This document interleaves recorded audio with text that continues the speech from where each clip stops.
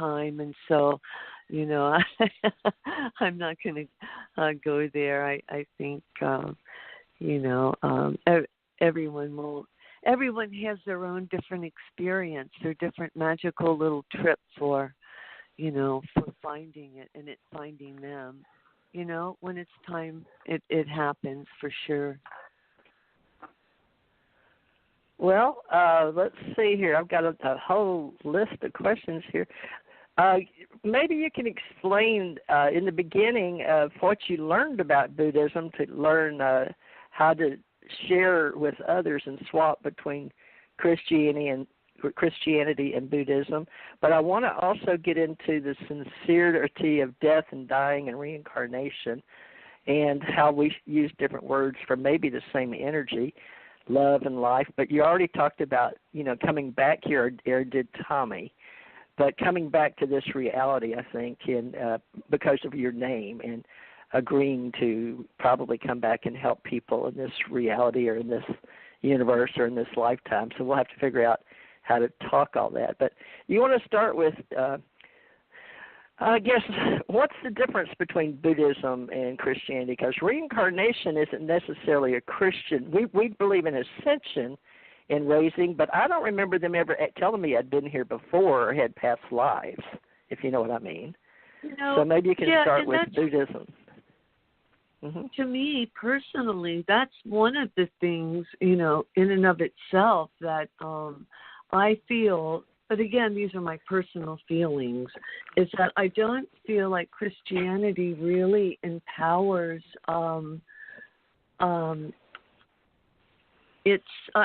I don't feel like it empowers its people, to empower themselves. For instance, like to learn what is meditation and what is it to really just feel peaceful within yourself and to understand some of these things, like why do you feel sometimes like, whoa, I've been here before. I know this. How do I know this? How could I know this, right? A lot of us have that experience, and we call it deja vu, but I really think it goes a lot deeper than that. And to me, that's just a tiny way that we can prove reincarnation to ourselves. There are many ways, and I think that, sometimes if we're prone to dreaming, some of our past dreams, or some dreams when we have very vivid dreams, and we wake up and we go, I can't explain that, but it's so real. It's so real. A lot of times those are past life experiences. But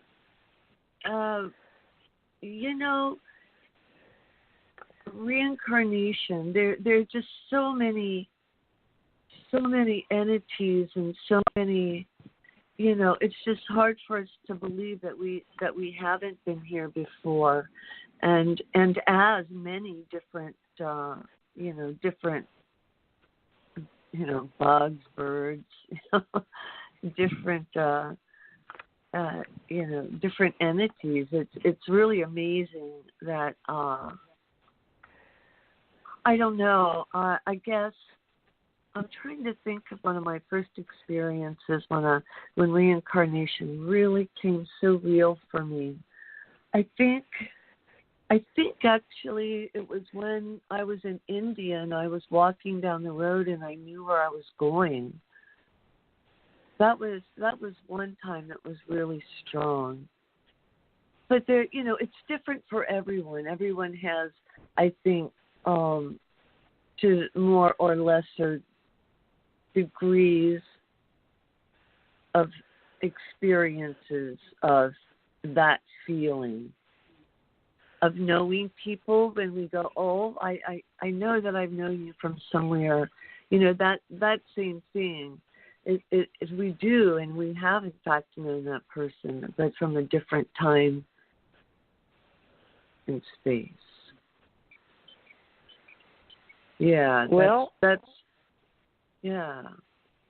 Well, coming here and my daughter coming here, and she and I both felt like we knew each other prior, but when the veil comes down and you come back into a container, I guess a lot of people, especially in America, believe you're born with a blank slate. They're not really trained to look for their past lives or their soul purpose. And we sort of reflect on someone that showed us, like we call the Bible, the basic instruction before leaving Earth, right? And my daughter was very big on that.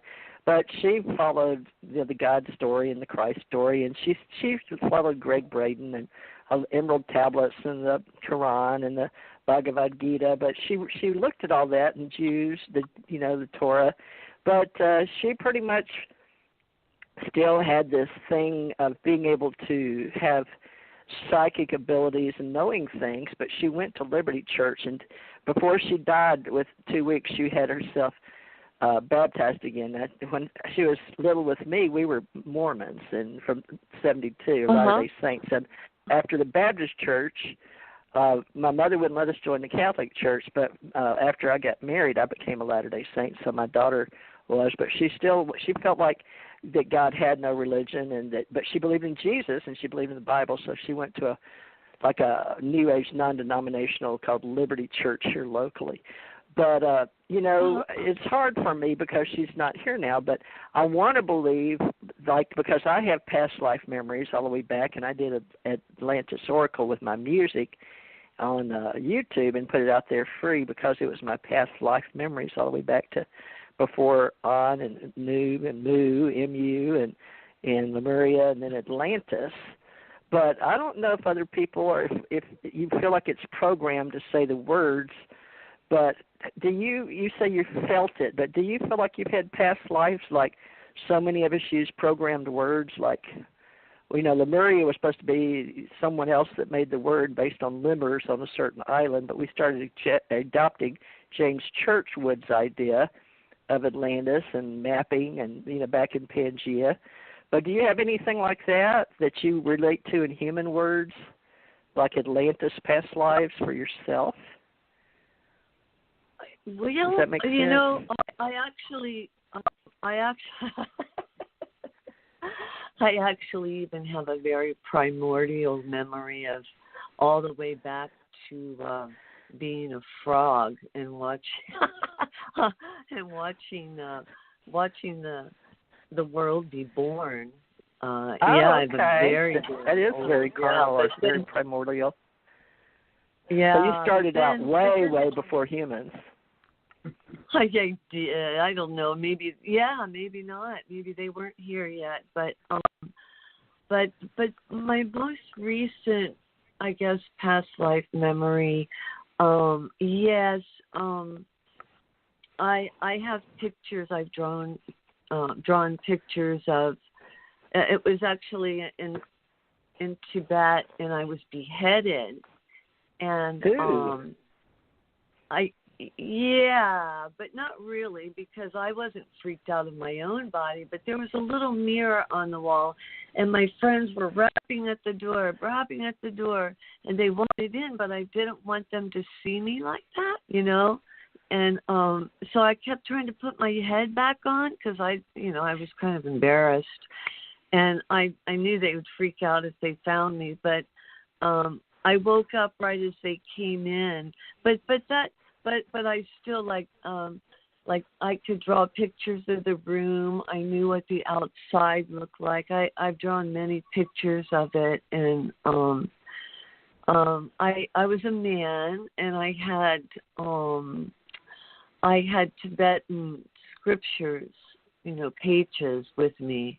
Pages are teachings, and are the written form of teachings, and the people at the door wanted to get the teachings before whoever beheaded me got them. And I suspect it was the Chinese, right? And so, but no, it's very, very clear, very clear, very clear. Yeah. Well, and that's important to your life story. Well, did you write it down anywhere? Have that. Oh yeah, like I said, I've drawn pictures of it, and I've told a lot of people. But I've kind of I don't know. I always say, you know, what I kind of take a humble approach, but I guess that, you know, they're all important, all of our past lives, because they lead us to where we are now, right? Even if we don't remember them. Yeah. Mine is more extraterrestrial in Tibet. I had me and my Tom and Tommy, and none of us were supposed to have children, but we were visiting from another place in space. And when we landed, it was like a prison colony, but we actually landed in a mountain in Tibet. It's a famous, I don't know the name right off the top of my head, but when we died there, and they died first, so it's like I lived and the two crashed. It's like a repeating story in my life with extraterrestrials. But I taught the people there I needed help, and we encased them in gold and put them in the mountain. And we had Yeti, and I was coming in from another place in space, but I don't really know that I was Anunnaki or any of the American terms. I just had that memory, or like you said, deja vu, but it feels like a reality in my head. So when and Tommy, I was called Tara when I was in Hawaii, and I had a lot of ET experiences over Japan and China. So this ET energy of flying and coming in being in Tibet, and then they put up the flags to help remember us, but we were supposed to return. It was like a prison planet here we found. But we left some of the Yeti up there, and this sounds far-fetched. So it's like your frog story. It's like you don't really want to talk about it, but it's who I am now, and it's probably why I'm here talking to you now, because we all have these weird memories, and what do we do with them? And does that mean that it makes us where karma is a big part of our death, karma and dharma? I don't know, but we both have memories, and what do we do with them, especially when somebody dies? And no one should have to bury their child. But can you help me with the karma-dharma thing, you know, about death and dying and karma and dharma, the energy? What specifically are you, can you just get a little more specific with me? You know. Yeah. I have memories of me, but I don't know that it is for everybody like you have it. So it's sort of a memory in your head, and then you have dreams to prove it. So I'm sort of looking for how we live with who we are inside, because I have these memories, and even Tommy, because when I first heard his voice, and I had lived Tara lives, in green Tara and white Tara and then extraterrestrial Tara. But these were lifetimes I'd had in the past, and then I looked for them in museums and growing up and going to Chicago, and I was looking for the parts, and I found some in the Jain and these other religions. But anyway, that's memories and on my spiritual path. But the part that was interesting to me when Tommy came with his voice, even though it was New Jersey, I mean, you're a musician, and I could hear things. I'm sure you can hear things in flutes and harps and vibrations and resonating. And I couldn't understand, because Tommy and I had some heck of a difference of opinion and arguments. And, you know, it's just our humble negative egos or something, or trying to learn to communicate with each other. But I have a very deep love for him, like he's a spiritual brother from another mother in a past life, some kind of soul memory and some kind of spiritual Tara things I was taught in lifetime. So I know that that's a feeling with him, but I didn't have any of those with my daughter. I don't understand that. So is it a karma-dharma thing, or why some souls?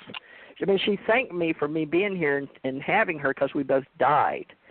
So she thanked me for being her mother this time, and I guess she chose me or I chose her, but I told her I created her. She was my magic, brown hair and blue eyes and her olive complexion, because she didn't look anything like me. But she was my child, and I didn't understand that either. But she had a lifetime as a blue baby, a blue being, and so she related very much to Avatar. And then Tommy, and Tommy's blue, so he had a small talk with her once. But what is that? Is that karma and dharma? I'm looking for what resonates with the voice and the feeling and the stories. Do you know what that is? Well, yeah. Yeah, definitely past life. Definitely. And yeah, for sure.